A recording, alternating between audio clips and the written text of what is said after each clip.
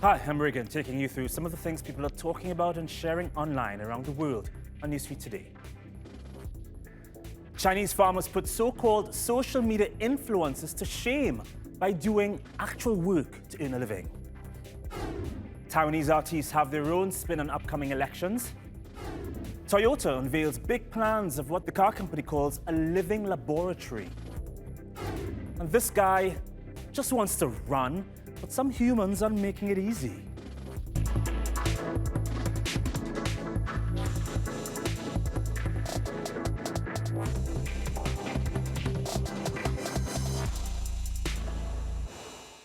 Not too long ago, farming in China was a humble, thankless profession. People worked long hours to earn a meager income from the rice they hand-picked on terraces and the peanuts they reaped on massive fields. But a new generation of farmers is using social media to boost sales and expand their farming business. Adama shows us how one rising agriculture star is doing it. Ma Gongzuo may arguably be one of the most famous Chinese farmers online. He has amassed over 737,000 followers using TikTok as a sales tactic. He shows viewers what rural life looks like in China's Zhejiang province. Posts include videos of him swimming in the river, opening a hive among a swarm of bees, and transporting crates of honey up a hill by cart. It's been a big hit with followers, but it's also helped him find a way out of poverty. At the beginning, we didn't have many followers, but we kept sharing these things. And some videos became popular. Once more people were viewing them. If the video had 50,000 views, people saw it was getting a lot of attention. And they would share it, and then even more people would see it. Then it built up slowly, and within a year, it gained more than 700,000 views. In 2015, Ma took over the family honey business with declining sales. But he then started posting videos about his day-to-day life as a beekeeper, and with it came an increase in business. Ma now sells up to $428,000 of honey, dried sweet potato, and brown sugar per year. A study by the Central European University shows growing urbanization in China has created the largest rural-to-urban migration in human history. Ma says he wants to show young people that financial success can be found in rural living too. When we were young, our parents told us people who live on mountains were poor, and that they hoped by studying hard we could find a good job in the city. But after I graduated and returned to the countryside to find a job and work, people in the village made fun of me. They said this guy wasn't successful. He couldn't make it in the city, so he came back home. Tech companies are also getting in on the action. Last year, Alibaba-owned Taobao launched a training project for farmers to use live streaming to help them earn more. And ByteDance has organized trainings for 26,000 farmers to show them how to make social media videos. But Ma believes it takes more than training to be an online hit. Honestly, we don't plan on how to shoot these videos. We just show our real-life conditions, how we work and live. People like you to be authentic and not act in your clips. It's just like making friends. You have to be genuine. Let's have a look at some other things that caught our eye on social media. This video has been going viral in Turkey. It's hard to see here, but the rain and strong winds were making it really hard for this motorcyclist to cross the Martyrs Bridge in Istanbul. So officers drove alongside him to keep him safe. Oh, we love this one. You don't get too many good police stories these days. They're calling this one the evil sunrise. Photographer Elias Chasiotis captured images of this eclipse in Qatar back in December. He rushed to photograph the sun emerging from the horizon during sunrise. It looks like devil's horns, and the haze gave the sun a red glow. Sometimes it's all about timing, right? For some time, actress Gwyneth Paltrow has been criticized for selling products not backed by science. But Netflix wants in on some of the action with the success of Gwen's website Goop. A new series will be released on January 24th. Topics will include energy healing, fortune telling, and orgasms. But experts warn, take it with not a bit of salt, but a lot of salt. They suspect the series will unlikely be anything but a bunch of goop. Taiwan's presidential and legislative elections this coming Saturday will likely be a referendum on how the island's leadership has stood in the face of China, which has claimed sovereignty over Taiwan since the end of the Chinese Civil War 70 years ago. Ahead of the election, some people have their own way of dealing with the tension. Ezra's got this one. Voters in Taiwan will choose a president on Saturday. The campaign has become a two-way race between President Tsai Ing-wen of the anti-Beijing Democratic Progressive Party and Han Kuo-yu from the Kuomintang Party. It favours close ties with China. Also taking part in the campaign are two artists. One, Kwang Yi, uses his fingers to paint. He says he tries not to take sides in his art. I have friends on both sides. They're all good friends. As an artist, I am mostly focused on my artwork and have no interest in pondering political questions. Manga artist Wei Zongcheng takes a less neutral approach. Most political comics tend towards caricature, but we come from the school of regular manga, which tends to put a bigger emphasis on drawing beautiful young people, so we tend to make the candidates look better than in real life. Women must be beautiful and men must have an imposing manner. This is also more popular with the readers.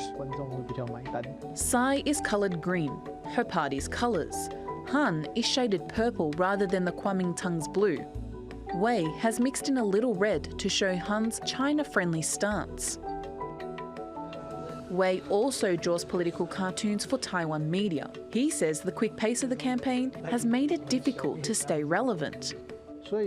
We have to wait to start drawing until the last day, because even when we wait until the last day, there's still no guarantee that you'll be publishing the most current topics, because something big may happen the next day. Voters will have a say on Saturday about Taiwan's future path. One thing is certain about the outcome, it's sure to give some of the island's artists plenty of inspiration. Toyota, it's known for its reliable cars and maintains its lead as the world's largest automaker. Now, last year, the company announced plans to develop self-driving electrical cars. But get this, on Monday, it said something else that's got many people going, wow.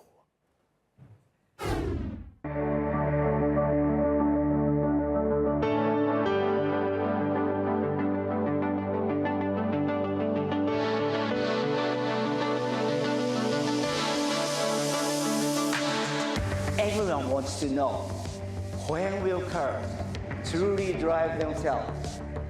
When will they know what I'm thinking? When will they fly? And more importantly, when will cars actually transform into giant robots?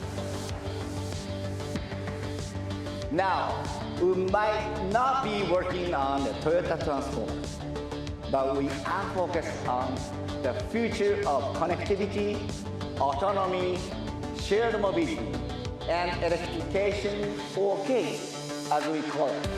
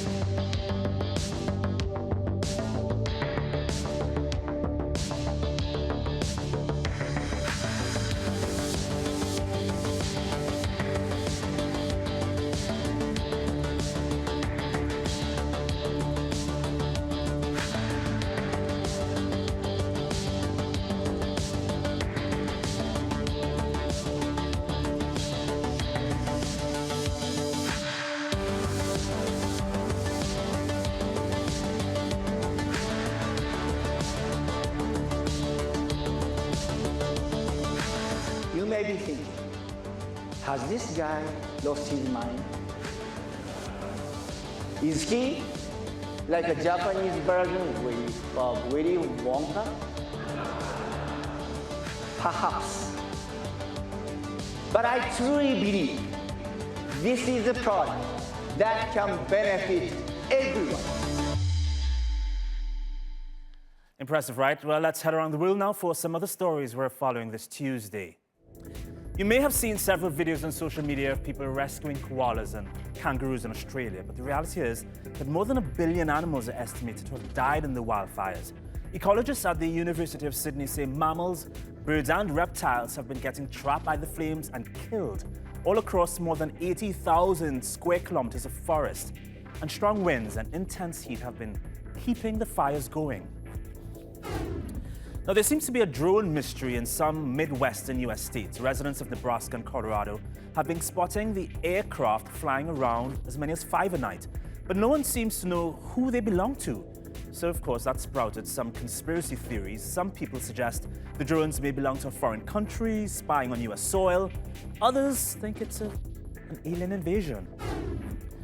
Elon Musk is on his way to fulfilling a promise to supply the entire planet with high-speed broadband internet.